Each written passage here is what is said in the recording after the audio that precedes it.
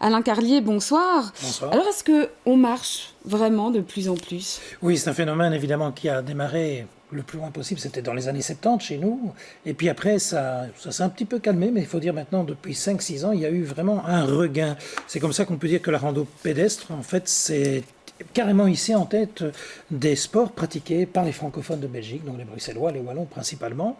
On peut à peu près évaluer à 3,5 millions le nombre de randonneurs en Belgique, dont 26% donc de la population belge, donc qui affirment en tout cas pratiquer la randonnée régulièrement, une fois par mois au minimum.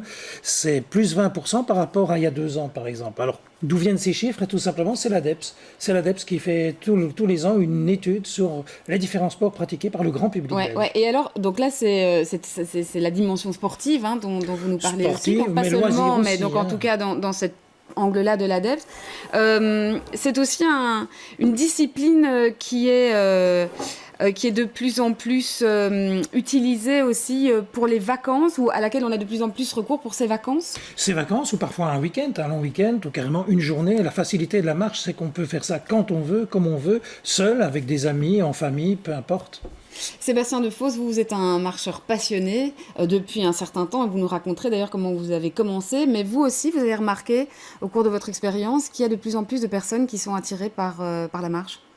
Certainement. Je m'en rends compte par les conférences que j'ai pu donner au sujet de ma marche vers le Proche-Orient, que j'ai effectuée il y a 13 ans.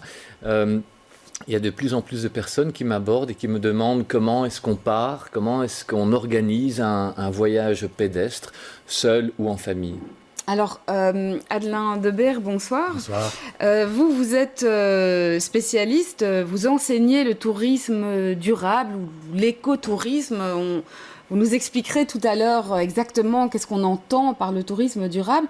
Mais est-ce que ce type, alors soit de vacances, soit de loisirs, soit d'échapper, même pour un week-end, j'imagine, s'inscrit pleinement dans la philosophie de ce qu'on appelle le tourisme durable?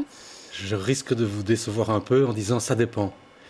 Ça dépend. Si on prend l'avion pour aller à Barcelone faire une petite marche, eh bien, l'aller-retour Barcelone, on a déjà consommé le 10e de la quantité de CO2 qu'on peut émettre. Si on part de chez soi, ou on part en train quelque part, ou éventuellement en voiture et qu'on la dépose, oui, certainement. Et là encore, nuance, si on ne prend aucune précaution, qu'on va dans une réserve naturelle parce que c'est quand même vachement chouette et qu'on va écraser tout ce qui est sur son passage, on a beau marcher, on détruit quand même. Donc il y a quand même quelques conditions